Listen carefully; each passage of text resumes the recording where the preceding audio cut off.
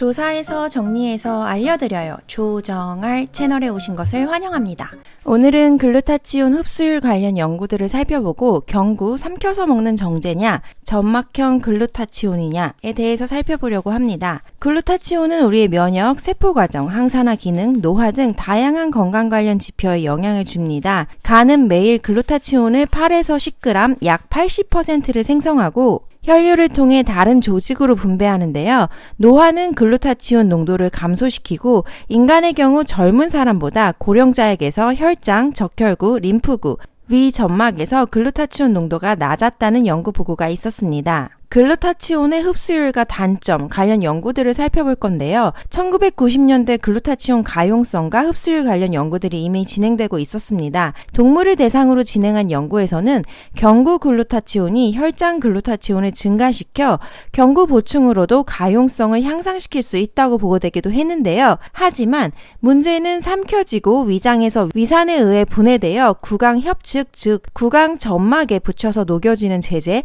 또는 빠르게 흡수되는 속방형이 이러한 장효소에 의해 분해되는 문제를 해결할 수 있다고 제시되어 왔었습니다.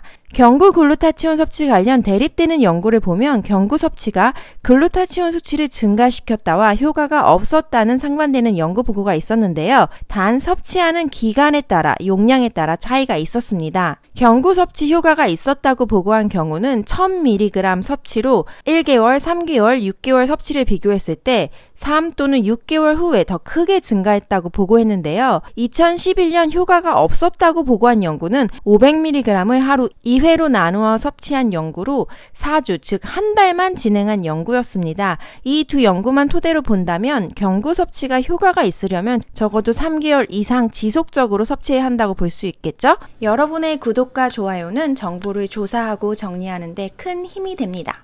그렇다면 구강 점막형 글루타치온은 어떨까요?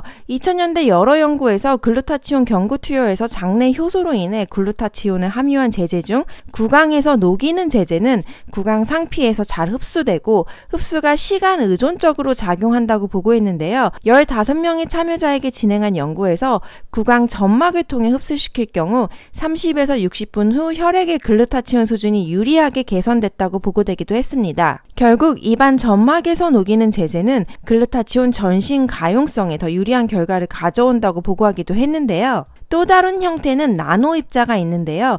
2019년 또 다른 연구에서는 리포솜이 없는 나노 입자, 구강 협측 제제의 경우 글루타치온 흡수율이 높았다고 보고되기도 했습니다. 여기서 리포솜이 없는 형태로 진행된 것은 일부 연구에서 리포솜이 경구 글루타치온 흡수율을 높였다고 보고하며 리포솜 글루타치온 제형도 인기를 얻었는데요. 리포솜이 없을 때 나노 입자, 구강 협측 글루타치온은 흡수에 문제가 없었다고 설명했습니다. 그렇다면 경구 글루타치온은 무조건 점막형이 더 좋을까? 경구 섭취로도 글루타치온이 증가된다는 연구들이 있습니다. 리포솜이 글루타치온 흡수율을 증가시킵니다. 이 부분은 글루타치온뿐만 아니라 다양한 연구에서 리포소말 제형이 리포소말 비타민 C, 리포소말 비타민 D, 리포소말 가바, 리포소말 글루타치온, 리포소말 커큐민 등 생체 이용률에 문제가 있었던 여러 성분 모두 리포솜이 이용률 및 효과를 증가시킨다는 연구 보고가 있어 해외 많은 영양제 종류가 리포소말로 나오고 있습니다.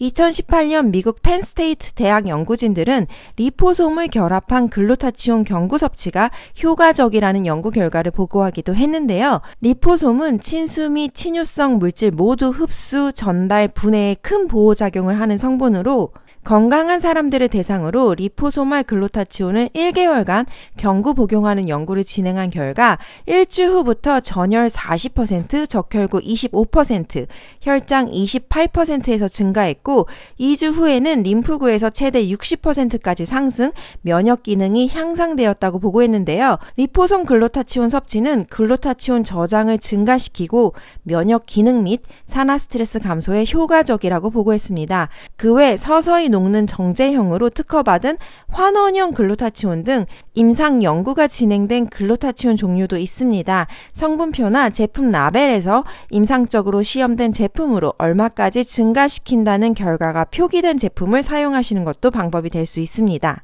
이전 저희 채널 영상에서 글루타치온 높이는 과학적인 방법, 음식으로 섭취하는 방법을 설명했었는데요. 글루타치온은 글루타치온 자체가 아닌 증가시킬 수 있는 식품과 용량 관련 연구들이 진행되고 있습니다. 플라보노이드가 풍부한 야채나 과일 주스 섭취 후에도 글루타치온 수치가 증가했다는 과학적 연구 보고, 유청 단백질, 비타민 C, NAC 보충 후에도 농도가 증가했다는 연구 보고가 있었습니다. 참고로 NAC는 N-아세틸시스테인으로 강력한 항산화제로 평가받고 있었고, 미국을 포함한 다양한 국가에서 건강보조식품, 즉 보충제로 판매되고 있었지만 2021년 미국 FDA는 건강기능식품 성분 정의에서 제외할 것이라고 발표했었는데요. 이와 관련되어 NAC 보충제 기업들의 청원이 있었지만 2022년 3월 FDA는 이걸 거절했습니다. 그 이유는 NAC는 1963년 의약품으로 승인되었기 때문에 식이보조제로는 합법적으로 판매할 수 없다고 설명했습니다.